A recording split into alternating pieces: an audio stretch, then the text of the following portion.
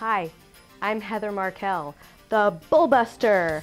Welcome to another episode of The Lies I Tell Myself to Justify Living the Wrong Life. This is a blog series all about the lies and stories and thoughts that we create in our minds to hold us back from living the lives that we say we want. And why are we doing that, by the way? Anyway, I am offering you here a lie that I will be busting through in the hopes that if you recognize yourself using this lie in your life, that this episode will help you to bust through it yourself. So today's lie of the day is, I have lots of competition. So let's face it, in today's world, if you're an entrepreneur or a small business, even a larger business, you may find yourself eventually realizing that there's a lot of people out there that do what you do. Especially, I think, for the solopreneurs out there, it's easy to just sit back and say, wow, you know, I seem to be doing something that's just like, 20 other businesses I've seen out there. And gosh, I have a lot of competition and I really don't get how it is that, I'm supposed to succeed in my business and make money at my business because there's hundreds of other people that seem to be doing what I'm doing. And I think that this is one of those thoughts that's really easy to get lost in.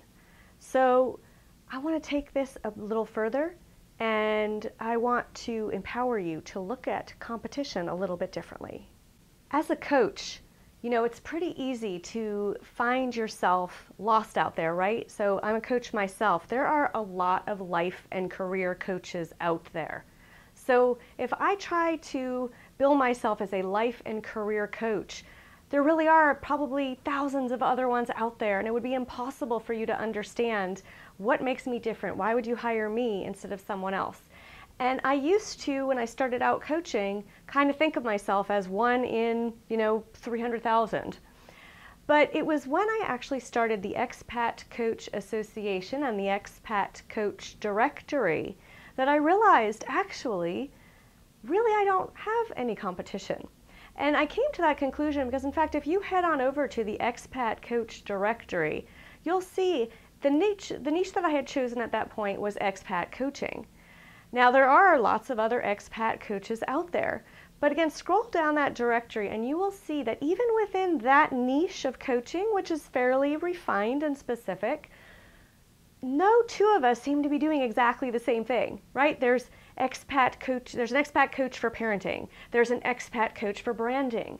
There's an expat coach for families. There's an expat coach for diplomats. Go on and on. Look at that page. And I suddenly realized, wow, actually, in this grand niche of coaching and the sub niche of expat coaching, there's another sub niche. And I realized that at that level, there isn't any competition. And that's when it sort of dawned on me, wow, yeah, you know what? I don't have a lot of competition. And that was pretty fulfilling. Okay, let's have some fun. So I'm going to be working with my friend Rachelle to help drive this point home. So let's use one of my wacky examples. Let's say that you are a shoemaker. And so you go out into the world to conferences, networking events, travel, and you go out in the world and say, I'm a shoemaker, I make shoes. Would you like to see my shoes? Well, on that level, how am I supposed to know why I would want your shoes versus anyone else? To me, you're just one of a million shoemakers. So let's hear from Righteous Rachelle on this. Hello? Can you hear me? Is this on? Oui, alors, also, I am Rachelle. I make shoes. My shoes are French, therefore, they are évidemment the best shoes. Now, perhaps I have the competition, but my shoes are French shoes. They are simply the best. Thank you, Rachelle. So, okay, even if your product or service is great, which of course it is, you are going to have a really hard time convincing everyone else of it if you are competing at the same level and you see everyone as competition, and that's where you're trying to just beat everyone else out. The truth is, you have no competition. What? You think I have no competition? Are you crazy? Of course I have competition, but my shoes are French. They are the best shoes. Everyone wants to make shoes as good as my French shoes, but I am the best. Okay, maybe I am a little crazy, but I believe that at the core, there's only one you, and you have no competition at that level.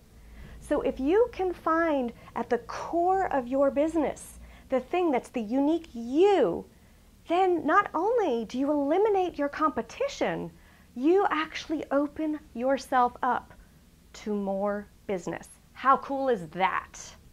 Yes, perhaps, peut-être I see your point. There is only one me. Everyone wants to be me. Ah, yes, I am going to sell myself and I will be très très riche. Yes, c'est fantastique. What a bonne idée. Thank you. Okay, whoa, Rachelle, maybe we're getting a little bit off track. So let's stick with your shoe business. What about your shoes, Rachelle, makes them unique? Well, as I have already told you, my shoes are French. This is what makes them the best shoes. Okay, I got it. But Rachelle, what about your shoes being French makes them great? I must ask you a question. Are you stupid? I have already told you, they are French. This is what makes them the best and unique. Because they are my French shoes. Well, Rachelle, quite possibly I'm a little on the slow side, so could you slow it down for me and let me know what is it perhaps about the design of your shoes that makes them unique? Oh, the design is impeccable. I tell you, my shoes, they have these very, very big heels. They have fantastic design. They have the animal, the paw, the skin of the animal.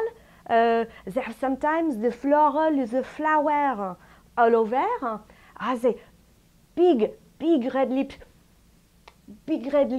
to be on the shoe. They are really individual and super, and everyone wants them. They are the best. All right, so hopefully in this colorful example, you got to see that Rachelle doesn't just make shoes, she makes high heels. And not only does she make high heels, but she makes colorful, really fun designed high-heeled shoes.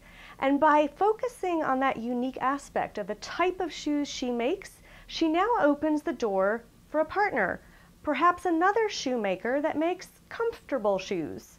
And perhaps the two pairing together could make comfortable, colorful, high-heeled shoes that women everywhere would love. So that's where I'm trying to get you to take your business to that level so you can open yourself up to eliminate competition and increase your business.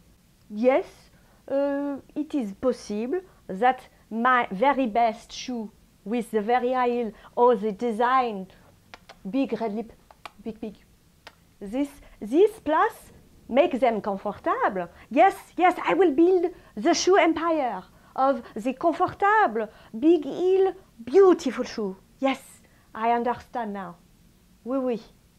All right, so that concludes today's lie of the day. And for your call to action, here's what I want you to do. First, consider your own business. Where is it? Drill down, refine. What is the unique you at the core of your business that you can really bring out? Think about if you were in a room of, say, there were 10 competitors and one customer who's going to hire one of you for sure. What can you tell? Okay, so the competitors, of course, all do supposedly what you do. What do you think that you could tell that customer that's different than all the other 10 people in the room? Finally, start brainstorming with this more core, unique you of your business. How can you partner with people? Who might be a good partner for you, and what products or services could you possibly create with them? So that concludes, again, today's video lie of the day. Hopefully you got something out of it, and if nothing else, just a good time. Thank you to our righteous Rachelle friend. Oui, just remember, I am the best and big red lip.